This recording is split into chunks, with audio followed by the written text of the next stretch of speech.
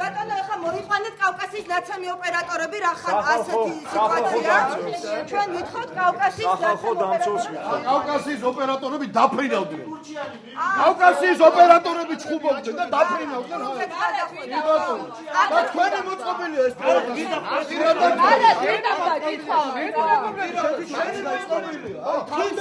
ვინ დაიწყო ჩხუბი ჩვენ მარტო ფერმა ოპერატორი